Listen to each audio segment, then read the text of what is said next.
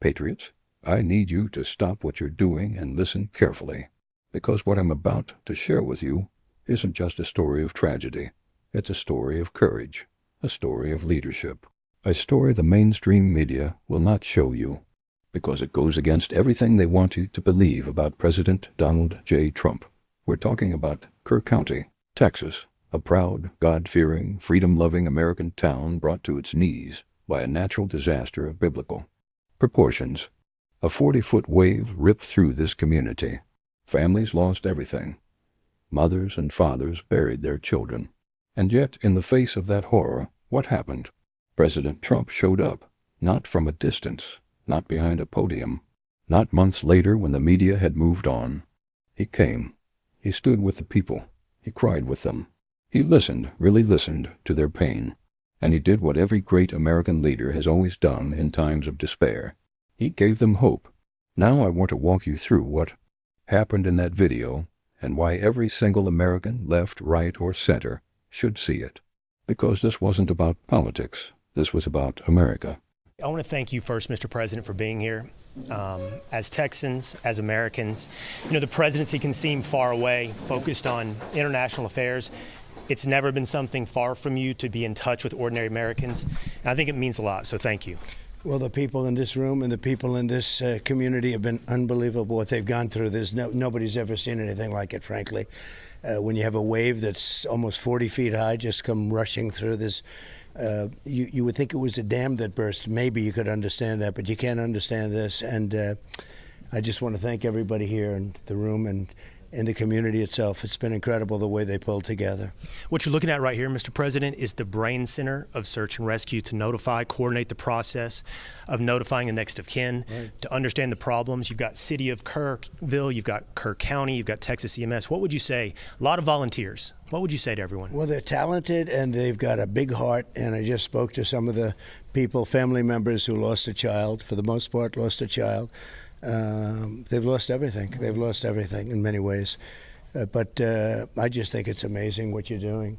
And real talent in this room. I know a couple of you, I've seen you working, I've seen you at work, and you have real talent. And it's a shame because there's sometimes nothing much you can do when you see devastation like that. But amazing job that they've done.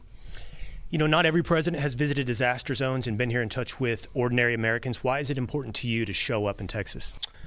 Well, I showed up in Ohio, and it was a great thing to do, and I made permanent friends in Ohio, in that little community that had, remember the train going through, and it was a mess. It was a mess, and other people didn't show up for like a year and a half, and frankly, I made real friends there. We did a good job. We helped them out, and we're going to help this community too. They love each other. I just left this group of people. They just love each other. They love the community, and they're going to rebuild. They want to rebuild. I didn't hear one person. We spoke to a lot of people. Didn't hear one person that wants to leave. And some lost a daughter, 2 daughters even. And boy, it's a tough thing that they're going through. But it's an amazing community. I like to do it. I think I have an obligation. I think as president, I really have an obligation to do it. I've done it many times, but this is as bad as I've seen.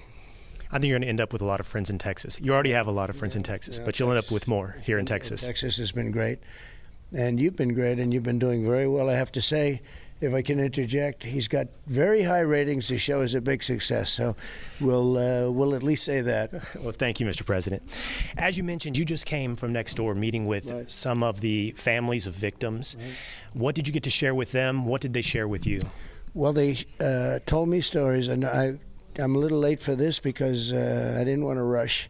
Spent quite a bit of time over there. I'm very late for the governor. The governor's in there, and he's waiting with some of his people, but he fully understands. He's done a great job. He's been a terrific governor, actually. And we met him at the plane and the helicopter. We went together to get here. It's tough. It's a tough go with the roads and all the blockages and everything else. But what I learned in that room and from some other people that I spoke to, I just really how much they love their family. And I wanted them to talk. I said, you have pictures of your daughter? And they showed me pictures of their daughter, and they talked about how great a student she was in one case, and, just different things about the daughter. And I let them talk, and they were so happy to be able to talk about their child that they just lost. I mean, they just lost. They can't even believe it. And sometimes you wake up in a week or 2 weeks from now and you realize what happened right now. A lot of people don't even know what happened. This happened so fast. But whatever, look, the office of president should, I think, whoever is here has to be here for a thing like this. This is a real tragedy. What was the emotion in that room? What are they feeling at this moment? Is it anger? Do they feel a loss of hope? What do they feel? It was very interesting. Really, they feel a love for the community. They wanted to rebuild. I mean, they talked about, we're going to rebuild, we're going to come back. It's the only place that people should grow up. They talked about the community more than anything else, which is a beautiful thing. I see that sometimes. Sometimes they don't. Sometimes they want to get out of a community. I've seen that too. But they really talked about the love of this community, the store, which, as you know, was pretty well demolished, but the 2 walls are standing, and they want to rebuild it with those 2 walls standing. And it's very beautiful. It's cute in a certain way, but really beautiful, the love that they have for this community. It's going to rebuild. Look, it's going to be hard to say it can ever be like it was. Too much death. So much. I mean, right now they're looking for still a lot of people missing. But they're going to rebuild this community. Mr. President, you have children, you have a daughter, you have grandchildren. We're approaching 1 year from you having a very, very narrow escape from death. Do you think all of this in any way gives you a unique perspective on what's happening here and what people are experiencing here in Texas? Well, I went through a lot. It was a crazy time, very surreal, actually, if you want to know the truth. I've got this massive crowd of people, and all of a sudden you hear and you feel something that's very unusual. And I got down quickly, and I was, people were screaming, "Get down, get down." It was the whole thing was just crazy. And it's hard to believe a year is up, and here we are. A lot of things have happened since then, including the presidency. So, I have an obligation to do a good job, I feel, because I was really saved. I was really saved by somebody very special. People that are shooters, I'm not so much of a shooter, but people that were shooters say it's almost impossible that was a miss. I mean, it was a hit, but it was a miss. Although I do get that throbbing feeling every once in a while. Is that right? Yeah, a little bit. But no, I owe a lot, and I hope the reason I was saved was to save our country. We had a country that was, I don't say dead because it's too strong, but we had a country that was really very close to being finished, in my opinion. And now we have the hottest country in the world. That's why I'm so saddened by this. But, it's one of those things, those tragic things that happen. But we had a country that was dead. It was dead.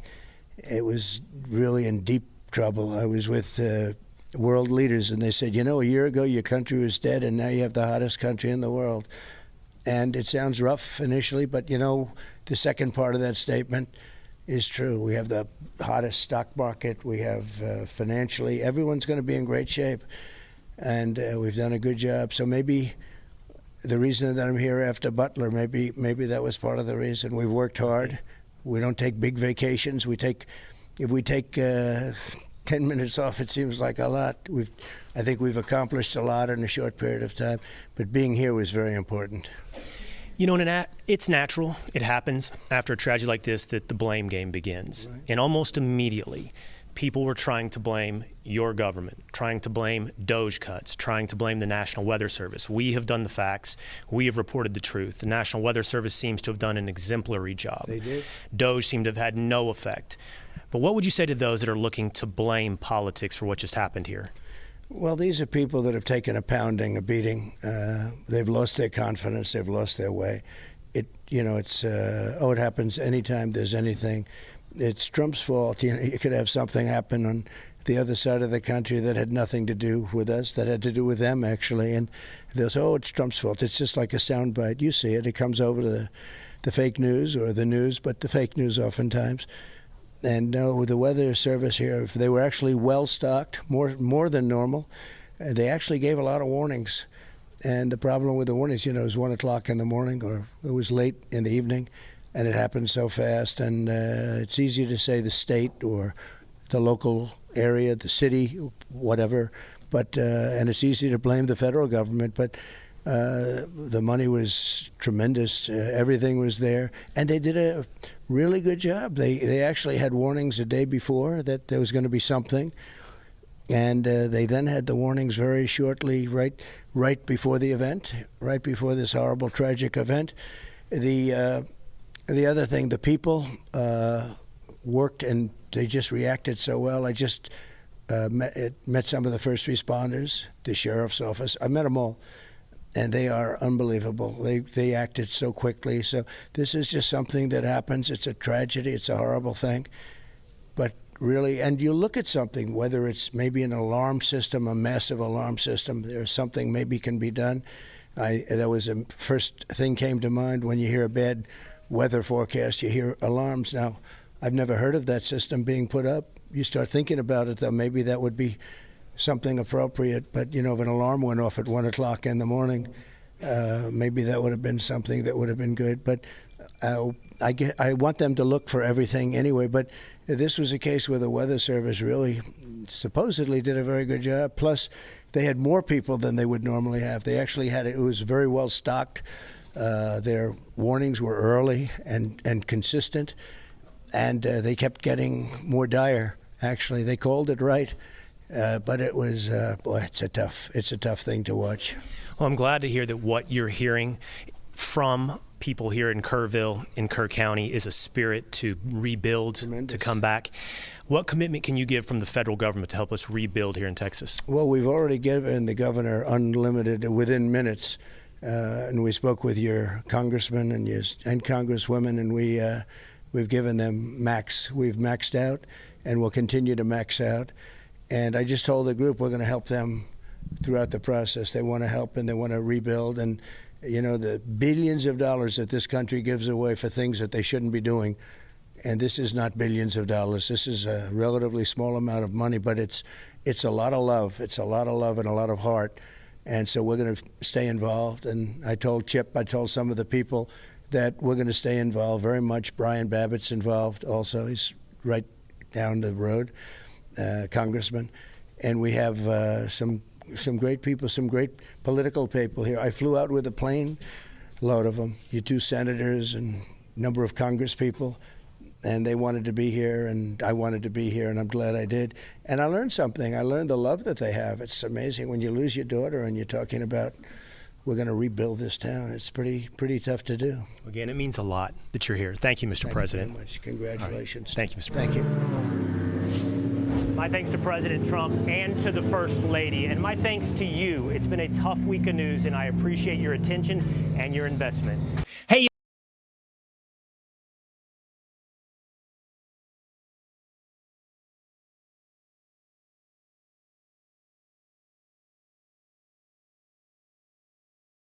President Trump begins by thanking the people of Kerr County, calling them unbelievable. And he's right. The strength of Texans never fails to amaze me. But what hit me hardest was his genuine emotion. This wasn't some rehearsed press conference. This was real. You could hear it in his voice. He spoke to first responders and volunteers, called them talented and full of heart. Folks, these are the same men and women the Biden administration ignores while they pour billions into foreign wars and useless climate agendas. And when Will Cain asked him why he shows up when others don't, Trump didn't flinch. He mentioned Ohio. Remember that chemical disaster the media buried? Trump was there too, while Biden was halfway across the world. He sat with grieving families, some who lost their children. He looked at their photos. He let them speak. No teleprompter. No PR handler whispering in his ear. Just a man listening to Americans in pain. That's leadership. And then, in a moment that really shook, he talked about his own near-death experience from last year, the assassination attempt. The media still tries to downplay it, but Trump knows what it means to face death. And he said something powerful. Maybe I was saved to save our country. Let that sink in. Because he's right. Our country was on the brink, and under his leadership, it's rising again. Then came the topic of blame. You knew the left would start pointing fingers. But Trump defended the National Weather Service, the first responders, even the local government.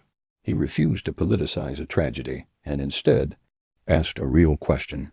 Could we implement better alarm systems to save more lives next time? Not empty outrage, solutions. And let me tell you something that really moved me. Trump didn't just talk about sending money. He already did. He said the federal government had maxed out assistance and that he would personally stay involved until Kerr County is rebuilt. That's not talk. That's action. Patriots, this is what a real president looks like. This is what America used to be about. Honor, compassion, and accountability. So if you're sick and tired of the lies, if you're fed up with fake leaders and media propaganda, if you still believe in faith, family, freedom, and America first, share this video. Comment below. Trump stood with Texas.